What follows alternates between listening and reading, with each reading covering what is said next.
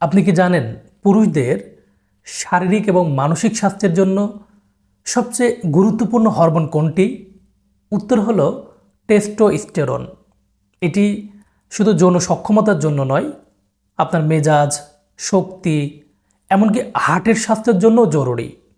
কিন্তু পুরুষদের একটা নির্দিষ্ট বয়সের পর বা বিভিন্ন স্বাস্থ্যগত কারণে যখন এই টেস্টোস্টেরনের মাত্রাটা কমে যেতে শুরু করে, তখন শরীরে কিছু পরিবর্তন আসে যা অনেকেই গুরুত্ব দেন না। তো ডাক্তারি ভাষায় এটাকে বলা হয় হাইপোগোনাডিজম।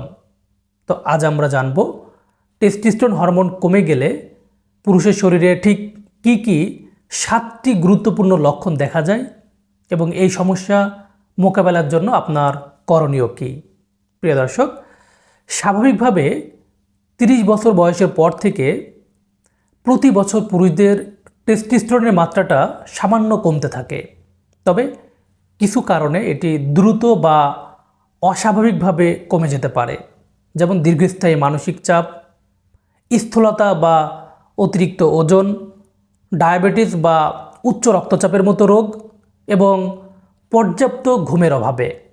তো টেস্টোস্টেরনের মাত্রা কমে যাওয়ার লক্ষণগুলোকে সাধারণত আমি 3টা প্রধান ভাগে ভাগ করেছি। প্রথমত, যৌন স্বাস্থ্যের পরিবর্তন ঘটে, অর্থাৎ যৌন ইচ্ছা কমে যায়। এটি সবচেয়ে প্রথম এবং সাধারণ লক্ষণ। সেক্স ড্রাইভ উল্লেখযোগ্যভাবে কমে যায়। তারপর ইরেকশন সমস্যা বা ইরেকটাইল ডিসফাংশন দেখা দিতে পারে, অর্থাৎ লিঙ্গ উত্থানে সমস্যা হতে পারে। সকালে স্বতঃস্ফূর্তভাবে উত্থান বা মর্নিং ইরেকশন কমে যায় বা পুরোপুরি বন্ধ হয়ে যায়।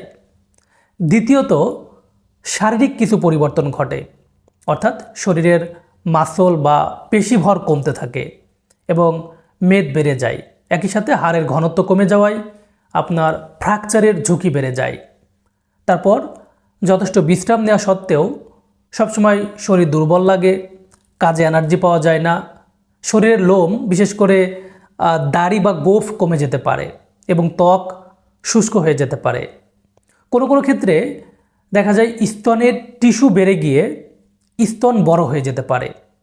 তৃতীয়ত, মানসিক এবং আবেগগত পরিবর্তন হতে পারে, অর্থাৎ ঘন ঘন মেজাজ খারাপ হয়ে যায়, কাজে মনোযোগ কমে যায় এবং অনেকে দেখা যায় খুব বিষণ্ণতায় ভোগেন।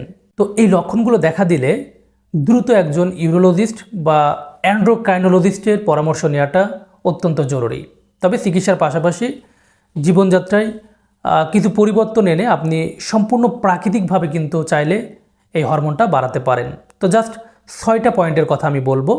Point number 1, wait management. এটি সবচেয়ে গুরুত্বপূর্ণ।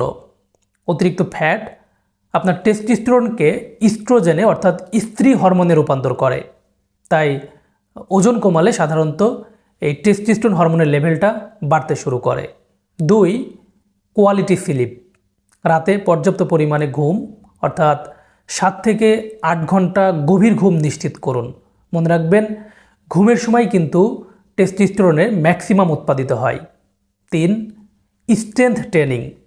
জিমে ভারী ওজন তোলা বা রেজিস্ট্যান্স ট্রেনিং টেস্টোস্টেরন উৎপাদনে কিন্তু খুবই কার্যকরী। তা সপ্তাহে অন্তত 3 দিন হলেও এটি করার ট্রাই করুন। তারপর 4, স্ট্রেস রিডাকশন। যোগব্যায়াম, মেডিটেশন বা পছন্দের কাজ থেকে আপনি এগুলো করে কর্টিসল হরমোনটা কমাতে পারেন। মনে রাখবেন, কর্টিসল বাড়লে কিন্তু আপনার টেস্টোস্টেরন হরমোনটা কমে যাবে। 5, স্বাস্থ্যকর ফ্যাট গ্রহণ। খাদ্য তালিকায় স্বাস্থ্যকর ফ্যাট যেমন অলিভ অয়েল, বাদাম, ডিমের কুসুম এবং মাছ রাখুন। ফ্যাট হরমোন উৎপাদনের জন্য কিন্তু খুবই অপরিহার্য। তারপর 6, ভিটামিন ডি এবং জিঙ্ক গ্রহণ। তো ভিটামিন ডি এবং জিঙ্ক টেস্টোস্টেরন উৎপাদনে সাহায্য করে। প্রয়োজনে চিকিৎসকের পরামর্শে আপনারা সাপ্লিমেন্ট নিতে পারেন। প্রিয় দর্শক, এই 6টি পরামর্শ মেনে চলে ইনশাল্লাহ আপনি সম্পূর্ণ প্রাকৃতিকভাবে টেস্টোস্টেরন হরমোন বাড়াতে পারবেন।